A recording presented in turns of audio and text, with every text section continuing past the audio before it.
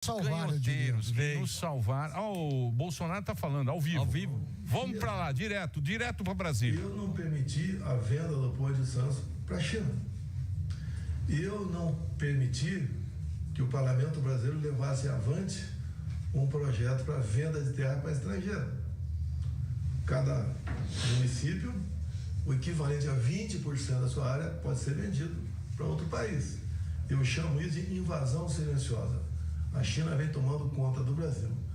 O que muitos veem aqui no Brasil, que eu sou a pessoa que pode frear a China, desde que tenha um país bélico nuclear do meu nome. Que país é esse? O do norte. Se você fala em BRICS, virou uma confraria de tudo que é ditadura e criminosos de guerra do mundo. Por ocasião lá do Dia da Vitória, em vez de o Lula ir no aterro do Flamengo, que é o local reservado em memória aos heróis da Segunda Guerra Mundial, ele foi para a Rússia e ficou lá de ditadores e criminosos de guerra. Esse é o tipo de aproximação que o governo brasileiro vem fazendo. Mas o senhor se considera amigo do presidente Trump? O senhor se considera alguém que tem uma visão próxima? O senhor se considera um admirador do presidente Trump? Como é que o senhor coloca essa relação, por favor? O Trump já declarou que, pela primeira vez, ele teve um presidente no Brasil que tinha respeito pelo americano.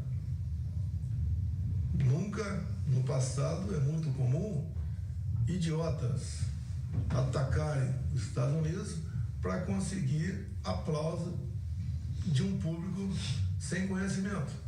Então, a maneira como nós conversávamos, algumas vezes reservadas, o potencial do Brasil em minério, em terras raras, tá?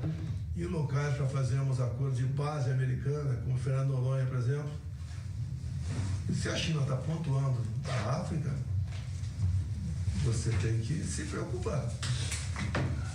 Tem que se preocupar. E eu, coisa que eu não falava, eu começo a falar, que não adianta eu ficar com isso e... Com essas medidas de hoje, o senhor acha que o presidente Trump vai se manifestar e vai, talvez, endurecer a posição em relação ao Brasil? Ontem foi a 5ª vez que ele se manifestou nas suas redes sociais. Eu não sei o que passa na cabeça dele. Tenho um profundo respeito e admiração pelo presidente Trump. E eu sei que ele gosta de mim. Se não gostasse de mim, não teria me convidado para a posse dele. Ficou chateado que o Alexandre de Moraes, é o que manda no Brasil atualmente, decidiu não fornecer o passaporte. O senhor está usando uma tornozeleira eletrônica, né? Como é que o senhor se sente em relação a isso? Suprema humilhação. Eu tenho 70 anos de idade, fui presidente da República por 4 anos, nenhuma denúncia sequer de corrupção contra o meu governo.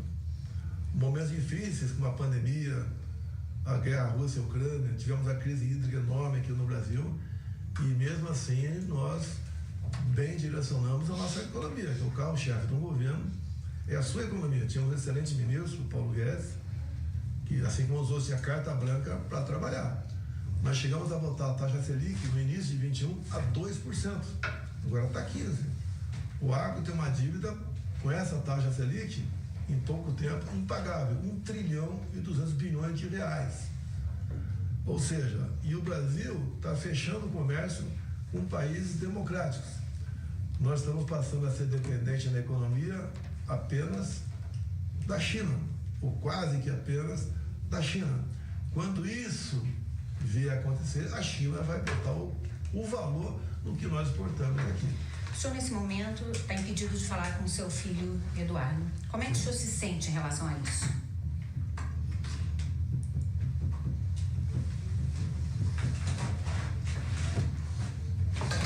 Covardia. Covardia de um folgado. Covardia.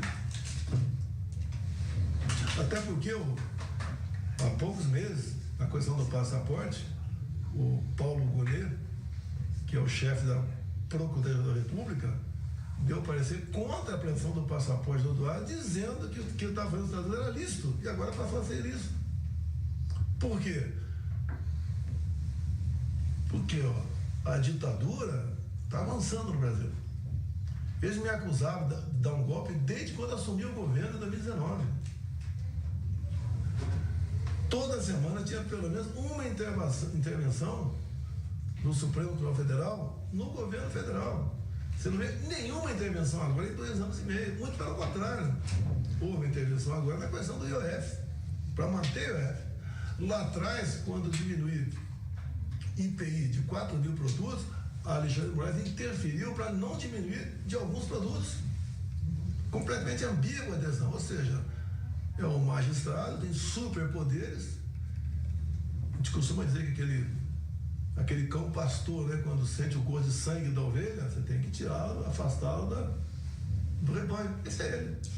E como é que era a relação do senhor com o seu filho nos Estados Unidos até então? Vocês falavam todos os dias, vocês discutiam estratégias? Dia sim, dia não, no mínimo. Não tem estratégia. Ele tem dois filhos, 2 netos meus, e ele falava que estava trabalhando sim, junto ao parlamento, junto à Casa Branca, para que o Brasil voltasse à sua normalidade. Nós temos um deputado federal preso por ter feito um vídeo condenado a 8 anos e meio de cadeia. No episódio do 8 de janeiro, parecido com o 6 de janeiro dos Estados Unidos, em 21, nós temos mulheres, várias, mais de 70 anos de idade, presas, condenadas a 14, 17 anos de cadeia como golpista. Golpe num domingo, onde as Forças Armadas estavam de férias, onde o Lula estava em Araraquara. E tínhamos como comprovar que aquilo foi uma manifestação que teve atos preparatórios da esquerda, com quase 200 câmaras que existem nas praças dos ministérios. O ministro da Justiça, Flávio Dino, falou que as câmaras não estavam funcionando. Presidente, essa medida de hoje, ela busca evitar uma eventual fuga, que o senhor deixe o Brasil. O senhor, em algum momento, cogitou sair do Brasil? Nunca cogitei sair. Nunca? Em nenhum momento? Não. Esse processo que eu estou sofrendo é político. Não é um processo normal. Eles querem, de vez, me tirar do jogo político do ano que vem. Eu sou o único aqui no Brasil, segundo pesquisa, que pode ganhar do Lula. Os outros ficam na margem de erro ou perdem para ele. E nesse momento, se o senhor não puder concorrer, nesse momento conturbado para o Brasil, quem seria a melhor pessoa para substituí-lo? Eu, por enquanto, apesar de tudo que está acontecendo contra mim, sou o candidato. Não passa pela minha cabeça indicar um outro nome. Até porque o que o governo nosso está fazendo, e o Alexandre de Moraes, é o lawfare, é o ativismo judicial. Eles começam a tirar do jogo político as pessoas que poderão ganhar do outro lado. Aconteceu na Venezuela, Maria Corina e Capriles. Estão inelegíveis por 15 anos. Aconteceu com Marine Le Pen na França. Tá? E assim vem acontecendo em alguns países do mundo. No Brasil não é diferente, é a mesma coisa. O senador Flávio, o deputado licenciado Eduardo tem falado bastante de anistia. Anistia é a saída, e depois eu quero ler um tweet que foi feito hoje para saber a sua reação, por favor. Eu não tenho nada a ver com o 8 de janeiro. A anistia é pelo 8 de janeiro. Tá? Que foi uma manifestação que virou baderna. Inclusive o atual ministro da Defesa do Brasil, José Múcio, falou que aquilo não foi tentativa de golpe. 2 ex-ministros, um da esquerda, Aldo Rebelo, que foi do Partido Comunista do Brasil há muito tempo, falou também que não foi tentativa de golpe. Nelson Jobim, que presidiu o Supremo e foi ministro da Defesa, também falou que não foi golpe. Várias personalidades aqui não é golpe. O que o Alexandre de Moraes fez? Disse que foi golpe. Inclusive armado. Daí você vai na Polícia Militar, você vai na Polícia Legislativa da Câmara Federal, alguma arma foi apreendida? Não foi apreendida. Hoje, o senador Flávio, ele fez um tweet, depois ele voltou atrás, mas eu vou ler para o senhor. O justo seria Donald Trump suspender, a taxa de 50% sobre importações brasileiras e colocar uma sanção individual em quem persegue cidadãos e empresas americanas, viola a liberdade, usa o cargo público para violar direitos humanos e implodir a democracia de um país para satisfazer o próprio ego. Como é que o senhor reage? A segunda metade, 100%. Ele usa o cargo público dele para impor o terror no Brasil. Hoje o pessoal tem medo de fazer um tweet, passar uma mensagem de WhatsApp. O país está apavorado, está com medo disso. No resto, eu jamais vou dar conselho ao Trump. Quem sou eu? Eu respeito. É um país que é exemplo para nós, e não nós exemplo para eles. Agora, que eu entendo que ele quer a negociação. Até falou que vai receber o Lula, não vai ser agora. Se bem que o Lula está dando demonstração que não quer ser recebido. Até fica falando em comer jabuticaba. É um analfabeto. Jabuticaba se chupa, não se come. Certo? Agora o Trump quer botar uma coisa na mesa. A anistia não é para mim. Eu não estava no Rio de Janeiro. Eu estou sendo condenado, julgado por depredação de patrimônio. Como se eu estava na Flórida? Mas a anistia o ajudaria. Dessa forma, o senhor poderia, né, vir a concorrer em 2026. Teria que enfrentar duas inelegibilidades que eu tenho. Uma, abuso de poder político, quando me reuni com embaixadores, que é uma atividade privativa do presidente da República. E a outra, abuso de poder econômico, porque eu subi no carro de som no Cida Malafaia. O carro de som não era meu.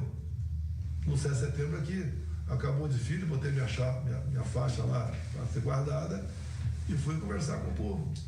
Ou seja, parece que isso aqui é um país de primeiro mundo. O Lula, antes das eleições, se reuniu com o tráfico no Morro do Alemão do Rio de Janeiro, ao conversar com os líderes regionais. Nenhum líder comunitário eleito seria a benção do tráfico. Presidente, como o senhor disse, negociar é uma coisa para o presidente da República, mas tem alguma coisa que o senhor possa fazer nesse momento para evitar a escalada de tensões entre os dois países? Quem está estimulando a escalada é o Alexandre de Moraes, é o próprio Lula. Agora, a anistia é um ato personalíssimo do parlamento brasileiro. Está na Constituição. Temos quórum para aprovar na Câmara e no Senado. E por que não vai para frente? O Alexandre de Moraes ameaça parlamentares e diz que, caso aprovem, o Supremo declarará inconstitucional. Ou seja, o poder do Supremo é enorme. Nós perdemos, o Supremo perdeu a mão. Quem comanda o Brasil é o Alexandre de Moraes. Presidente, algumas pessoas, alguns interlocutores nos disseram, quando vieram as medidas dos Estados Unidos, que o senhor...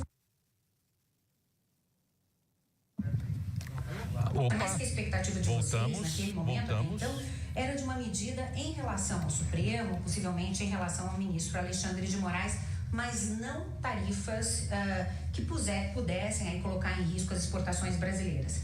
Foi isso mesmo? Era isso que o senhor esperava? Olha, não existe lobby para você sancionar uma autoridade.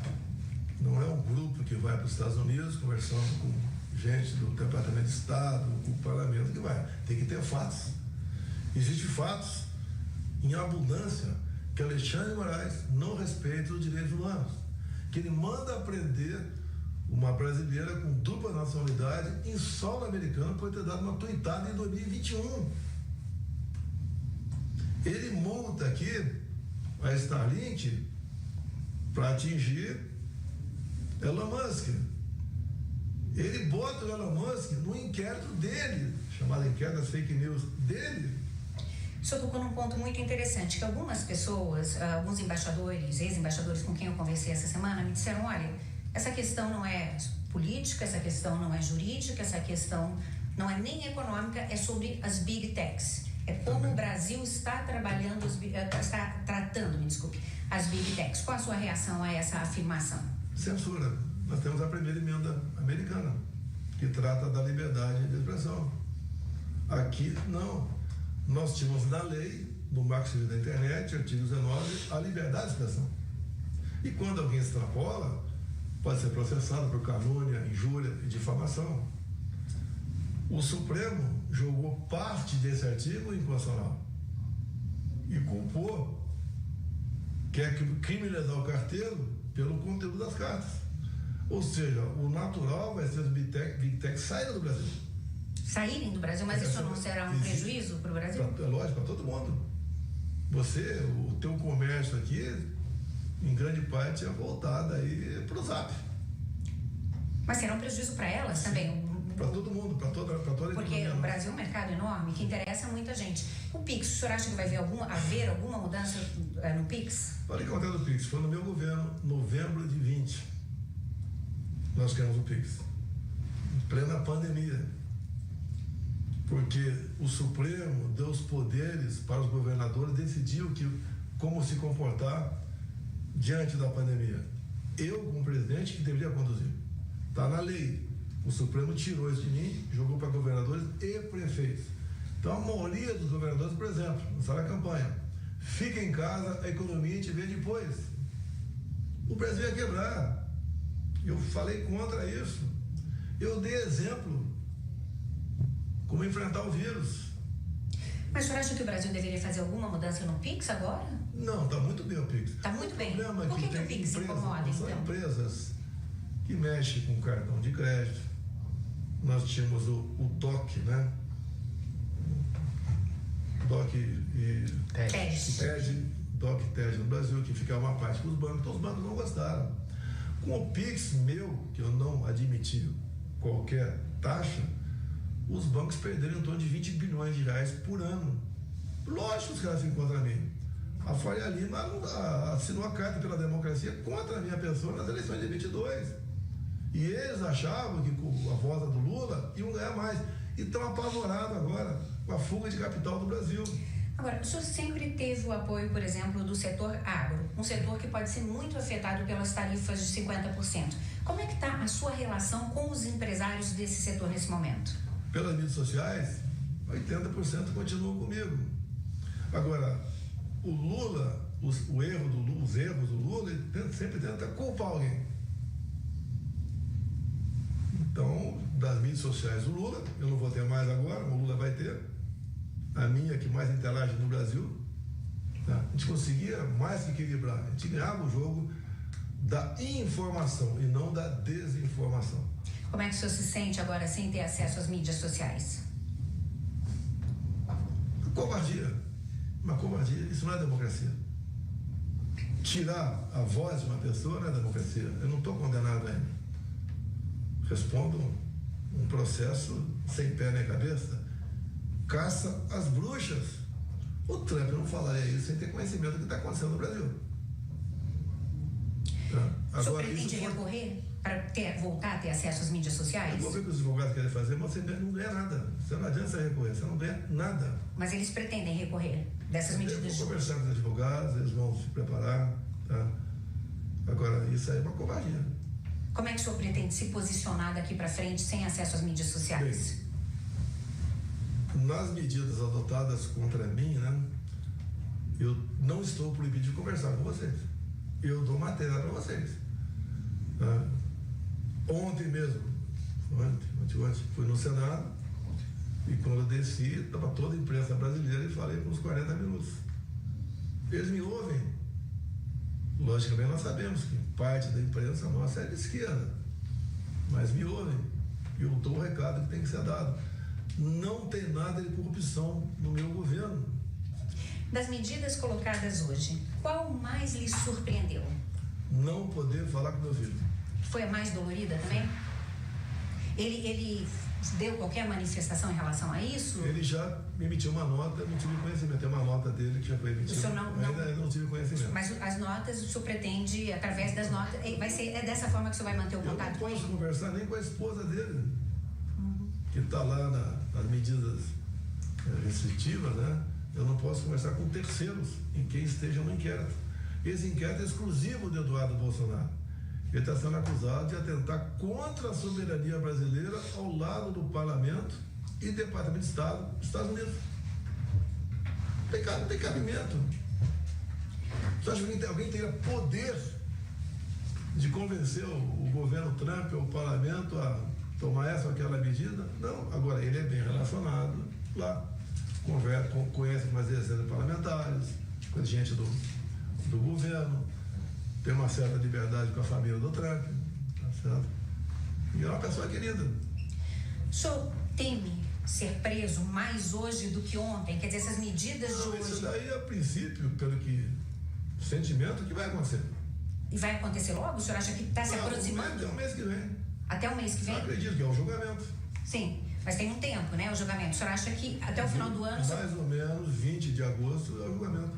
Nunca se viu um processo tão rápido como o meu. E o senhor está pronto para isso? Como é que o senhor se sente? Não, estou com 70 anos de idade. Tenho uma vasta experiência de vida, né? Tudo pode acontecer. O senhor tem conversado, o senhor tem problemas de saúde? O senhor tem conversado com seus médicos sobre isso? Tenho 70 anos e a facada tem reflexo até hoje. A questão de 2 meses, uma cirurgia de 12 horas.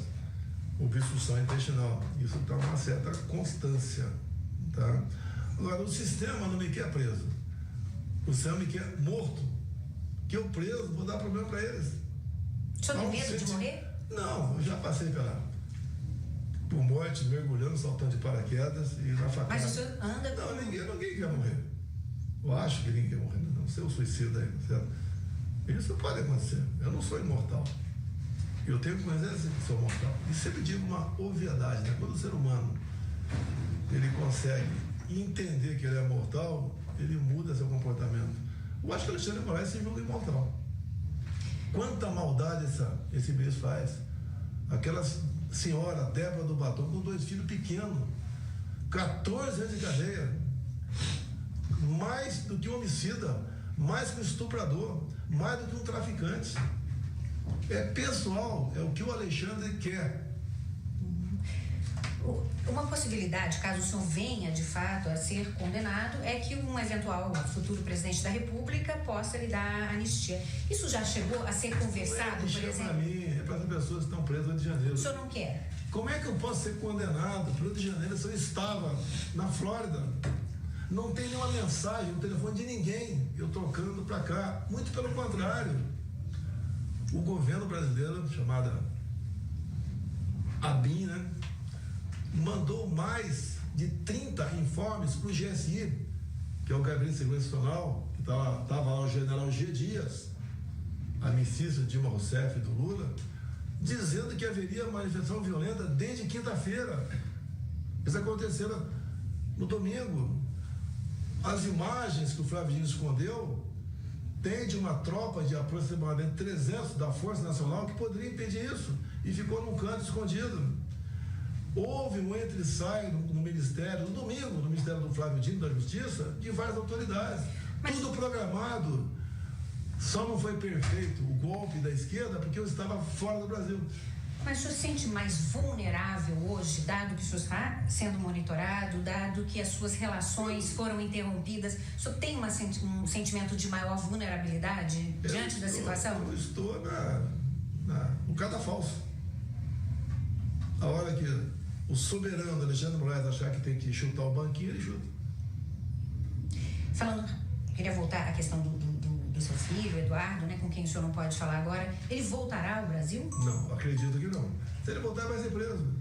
Acabei de falar, então, um deputado federal, que não foi reeleito, mas foi preso enquanto deputado federal.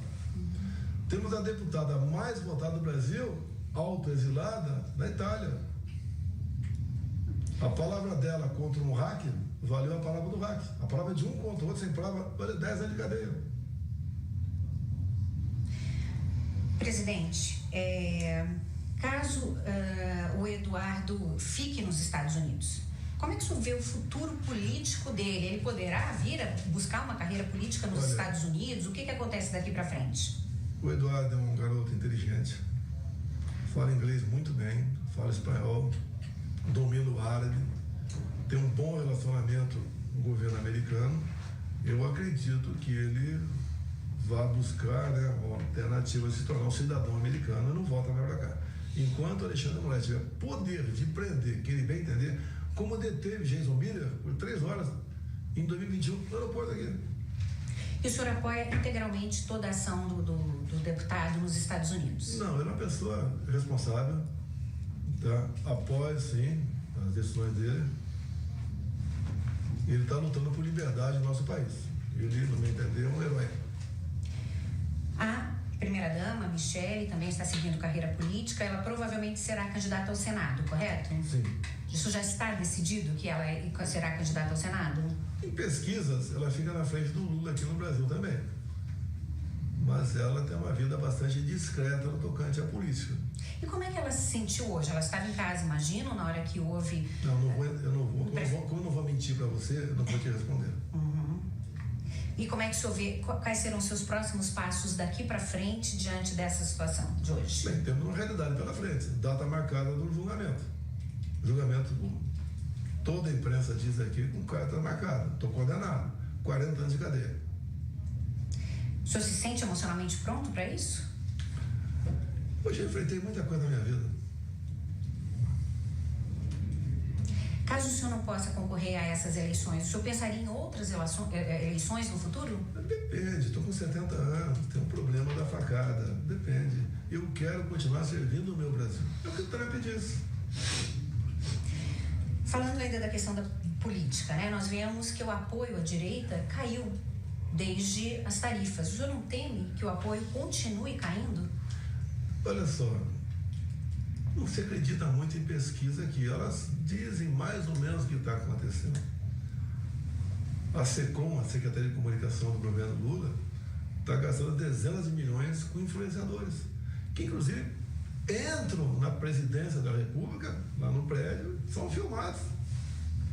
São pessoas que têm, no mínimo, cada 1 milhão de seguidores. Tem gente que tem 20 milhões de seguidores e fazem a campanha em cima disso. São contratados, recebem dinheiro para isso. Usam robôs. O próprio Jornal Globo, há 2 dias, mostrou, né, o uso de robôs por parte da esquerda. Agora, com a minha página fora do ar, vai aprender muito. Cair mais o apoio? Nas mídias sociais, sim. Como é que eu vou divulgar o que está acontecendo, dar a minha opinião? Mas, de outro lado, o senhor acha que o senhor pode ser visto como vítima diante dessa situação? Posso? Não, sou visto como vítima. Eu sou perseguido há muitos anos, não é de agora. Eu já fui acusado de tudo que possa imaginar. Até de importunar a baleia. Respondi processo, fui depor na Polícia Federal. Eu passei perto de uma baleia de jet ski. Tá? Fui acusado de comprar aí 10 milhões de reais de leite condensado. Para mim, deve ser. Fui exposto por ter comprado 30 próteses penianas no Hospital das Forças Armadas. O que eu tenho a ver com isso? De ter comprado 300 mil comprimidos de Tadalafila.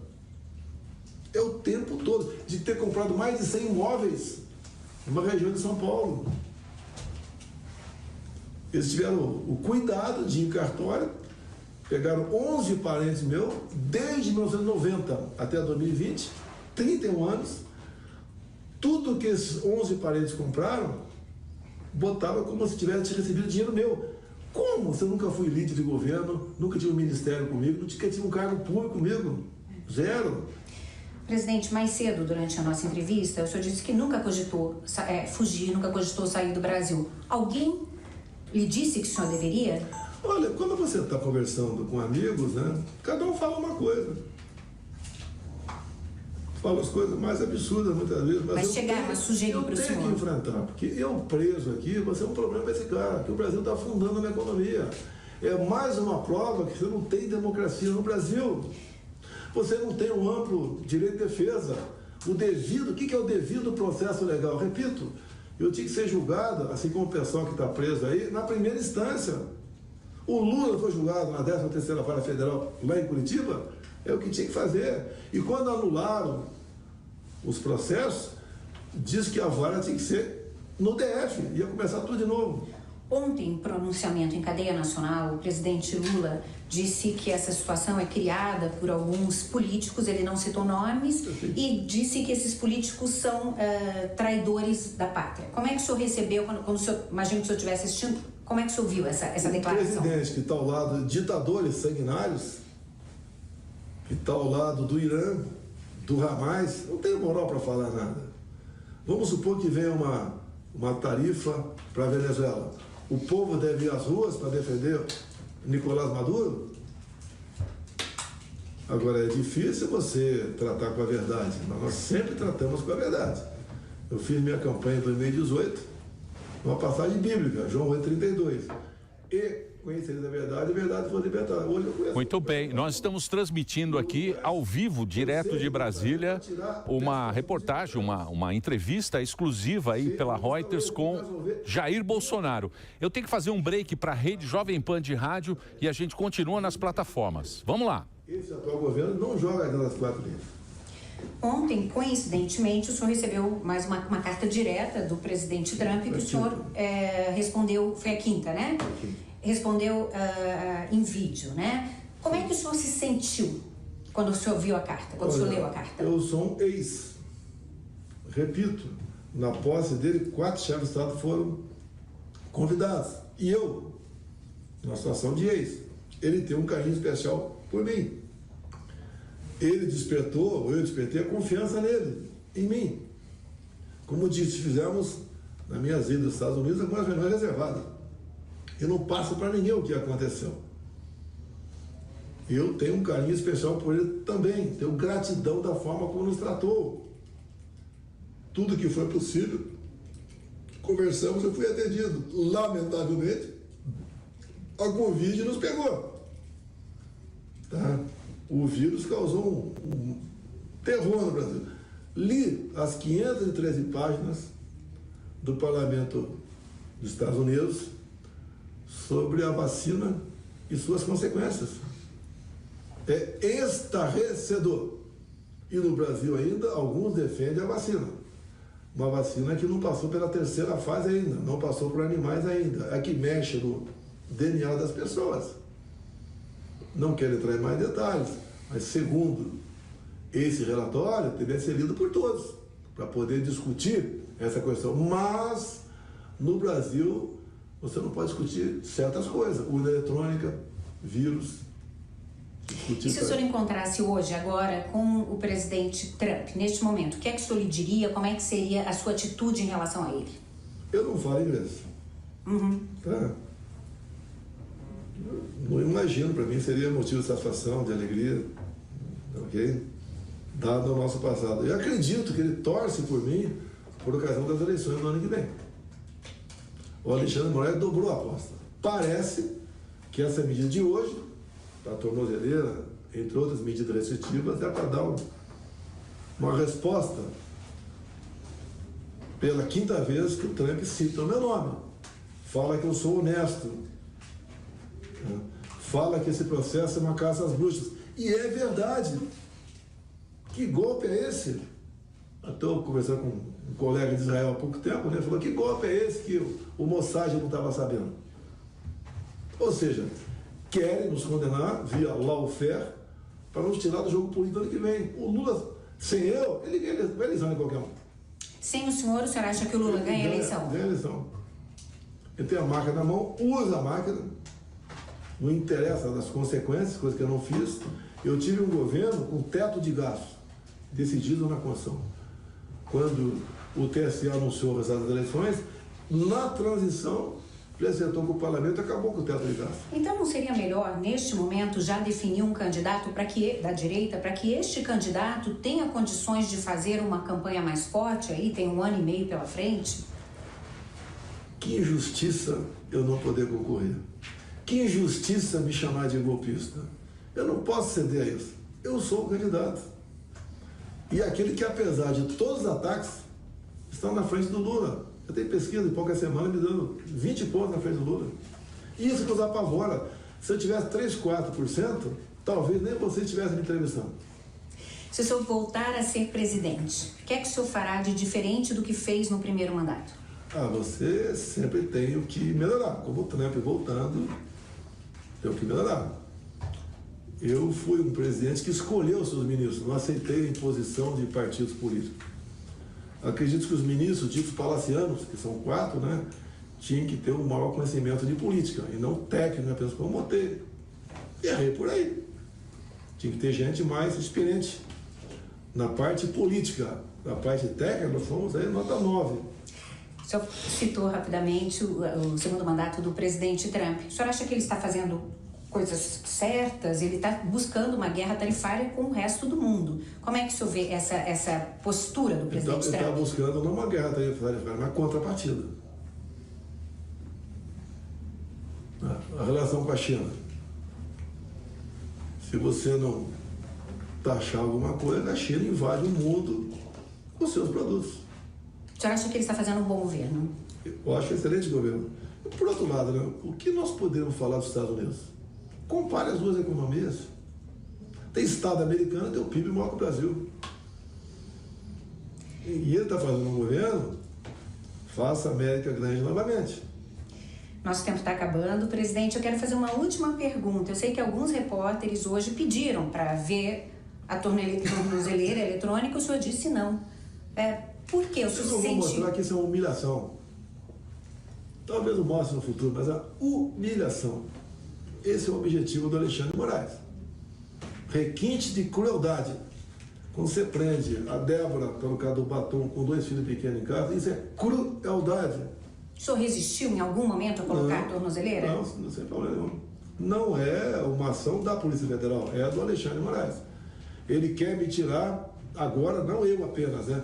Mas a minha participação no jogo político do ano que vem. Eu estou trabalhando para fazer um Senado forte, para equilibrar os poderes. E hoje, no meu cálculo, hoje, dos 54 senadores, nós podemos ter até 44 alinhados comigo. Ele quer evitar isso. Tá ótimo. Bem, Muito obrigada, presidente. Deixa eu só tirar aqui a